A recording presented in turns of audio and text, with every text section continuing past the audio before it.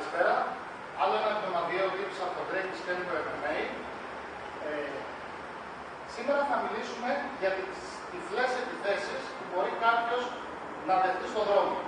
Συνήθως όταν μιλάμε για αυτοάμυνα και μιλάμε για καταστάσεις που μπορεί να υπάρχουν στον δρόμο, μιλάμε για άτομα τα οποία δεν γνωρίζουν πολεμικές τέχνες. Τι σημαίνει αυτό? Ότι στον δρόμο δεν πρόκειται να στηθούμε απέναντι και να αρχίσουμε άσο 2-3, λάκκισμα και ούτω καθεξής.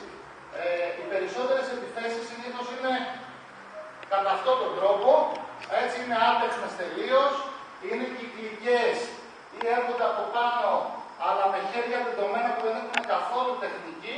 Και αυτό, γιατί το πιο πιθανό είναι ότι δεν γνωρίζει κάποια πολεμική τέχνη ο αντίπαλος μας στον δρόμο.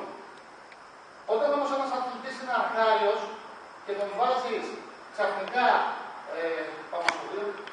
να κάνει σπάσιμο ή να κάνει μπλόκα ψηλά ή να κάνει αποφυγές, slides, έτσι να περάσει από κάτω, δεν είναι τόσο εύκολο αυτό να το αφομοιώσει και να μπορέσει να το βγάλει και εύκολα στον δρόμο.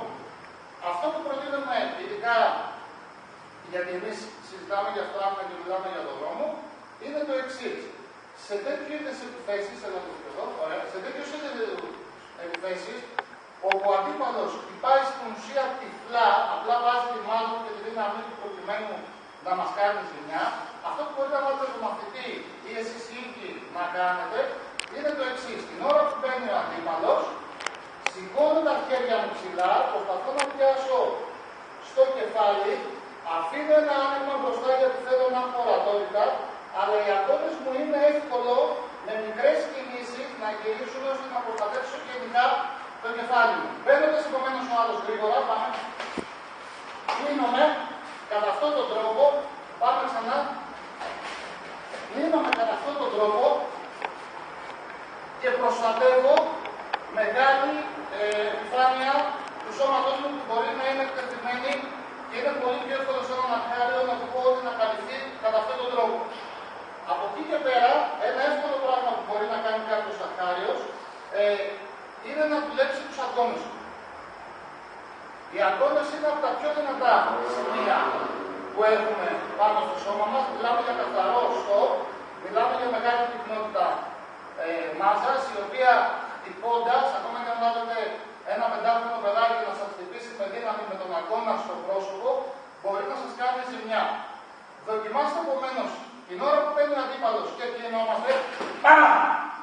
Μετά από το πρώτο, δεύτερο που μπλοκάρω, 1-2, ανεβάστε τον αγκώνα σας, έτσι, και βάλτε τους αθλητές σας να δουλεύουν αυτό το πράγμα. Είναι πολύ εύκολο σαν κίνηση, και μπορεί εύκολα, εάν πετύχει τον άλλον, να τον θέσει εκτός μάχης. Μπορούμε να χτυπήσουμε γραμμικά, μπορούμε να χτυπήσουμε οριζόντια, μπορούμε να χτυπήσουμε με το πίσω χέρι την ώρα που μπαίνει, να χτυπήσουμε με το πίσω χέρι.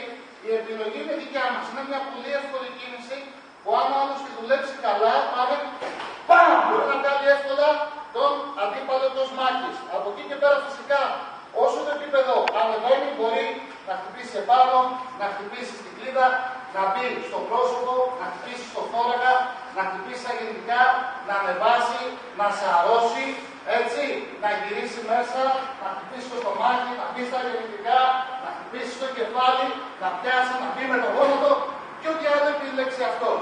Σαν πρώτη φάση όμως, καλό κλείσιμο, δουλεύτε τους αγκώνες σας.